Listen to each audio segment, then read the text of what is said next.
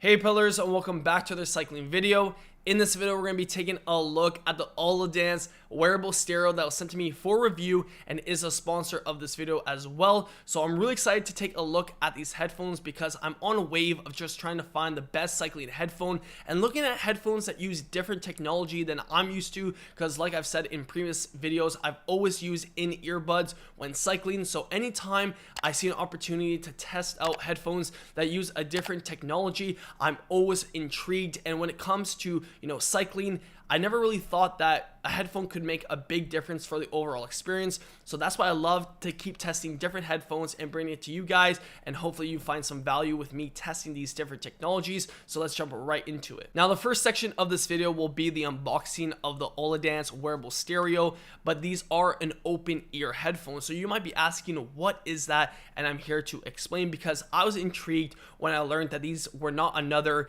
bone conduction headphones, because I already had a pair, I already reviewed a pair, and I want to see different technology. So this is an open ear headphone, and you might be asking, what is that? So it's an open ear design that stays on top of your ear, so there's never any part of the headphone that goes inside of your ear. So I will get into the pros of that, but right now the unboxing experience was very satisfying. When I opened the case itself, I knew just from the texture it was going to be high quality, and especially when I opened it and saw the headphones. Now this is the color of Martian orange, so if you are Zwifting, it will go along with the Zwift theme of orange, but just such high quality right out of the box. And I was very impressed. It has silicone on the inside, so I know other headphones have plastic, but this one felt very comfortable on the ear. They are magnetic when it goes back into the case. But one thing I want to note that's the rechargeable case. You do have to use a USB-C cable that comes with this headphone, but you got to make sure that you have it plugged in at the same time. You can't just expect your headphones to charge if they're not in the case. They do sell on the official website. It's called the Breaker Charging Case for $49 USD, and that allows the battery life to go up to 94 hours total playtime. So that will actually charge your headphones when you're not using them, when you have them in. But when you're just using the normal case, you do have to have it plugged in to charge the actual headphones. So I don't want anyone to get confused, because you might get confused thinking that you can just leave your headphones and this will charge. The rest of the unboxing is pretty standard. You have detailed instructions on how to actually use the headphones, but I will show on the iPhone what different touch assistance based on how many times you touch it actually changes the headphones and how they function. So I will show that on screen later. But overall, the unboxing experience was very, very satisfying, and I was very impressed before even testing the headphones that these were going to be very good in terms of quality. Now, the one thing I really want to stress in this video, and why I keep making videos about headphones, is that it intrigues me so much that there's actually solutions of being able to hear the ambient noise around you, like cars, traffic, construction, rather than just having in-ear buds that just blast out all ambient noise. Because when I was a younger cyclist, I never really thought there was actually options. It was very new technology. The fact that you can get a headphone that not only offers great sound quality, but also the ability to hear your surroundings is just something that I feel like every cyclist should know. And I'm really actually passionate to find, basically the best sounding headphone. But then again, each headphone has its pros and cons, because it really depends on your ability in terms of what's comfortable for you might not be comfortable for me, and vice versa. So I did take these headphones out for a couple rides, and I really want to say the quality of them is top notch. Now, the one thing I really liked about these headphones was the long battery life, 16 hours per charge, which is great for long days on the bike, or as a daily headphone if you're using it for other stuff, as just listening to podcasts around the house, or while you're cleaning up. Now, you might be asking, how does it feel in terms of comfort when you have your helmet, straps, and glasses on? And I would say it does the job well. It's just very ergonomic in terms of how it goes over your ear and offers the support where it feels not only comfortable, but on top of that, you can hear the music, and it doesn't interfere with your glasses or helmet straps. So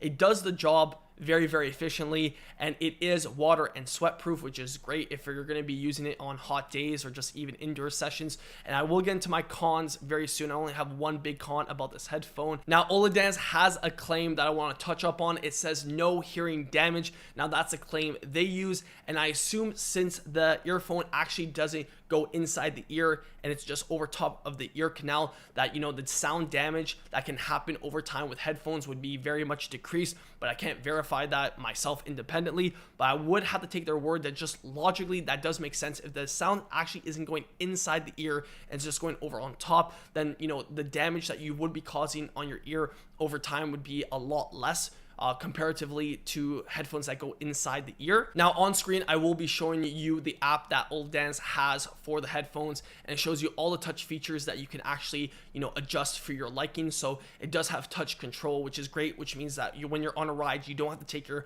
phone out to adjust, you know, the volume, change the song. So single tap, double tap, triple tap, slide. You know, slide is for volume, triple tap for voice assistant, double tap to skip the next song, and single tap to play and pause. So, you know, the app is very, very good. You can do software updates on the app as well. You can change all the, you know, equalizer. I'm not a sound nerd or engineer, so I don't really care that much. As long as it sounds good, that's what I care about. And out of the box, this sounded so crisp.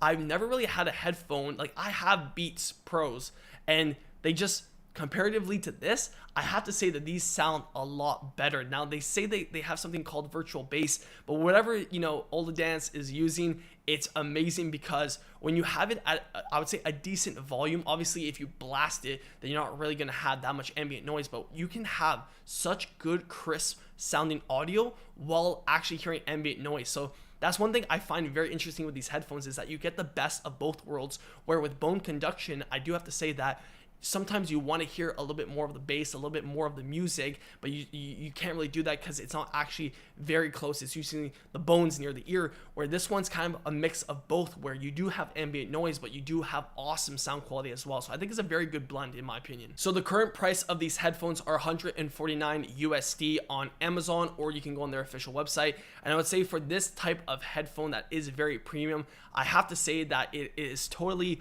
worth the money in my opinion. And the reason why I say that is this: I am always a strong believer that if you have solid headphones for training, for exercising, that you will want to get on the bike a lot more. One quick note I want to share is that when I was a junior, one of my headphones broke and I actually stopped riding, and I was like, why don't I just, you know, upgrade to something that's going to last longer? Because this is before sweat proof really was a big deal.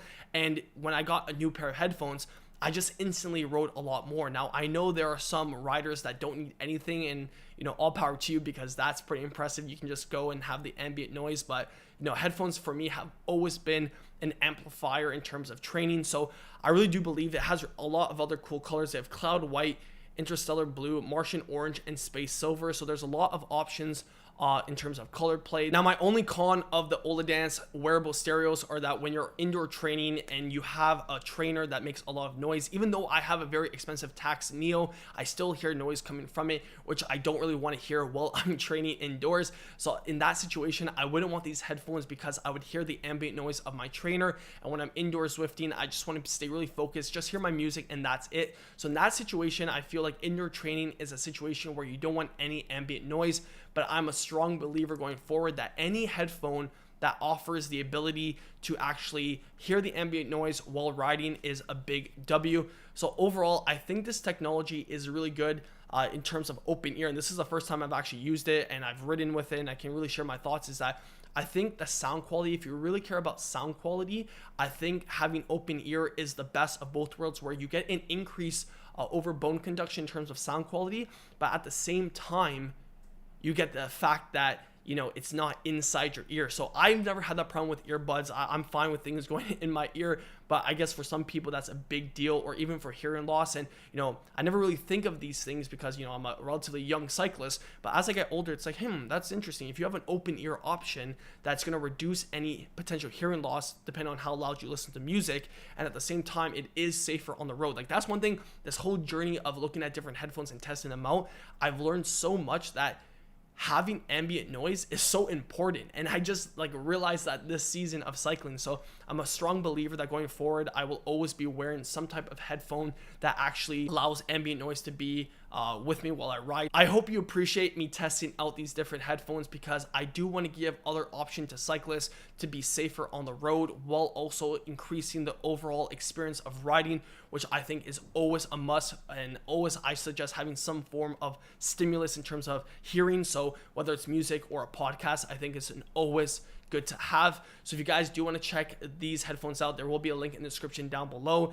And I don't think I'll stop. Like, I always will be in the search of having new technologies, because I think there's always improvements that can be made. But in terms of these headphones, I was very impressed. So I really have no negatives about this headphone, other than the fact that it takes some getting used to. That's about it in terms of just the configuration, because I'm used to having things in my ears.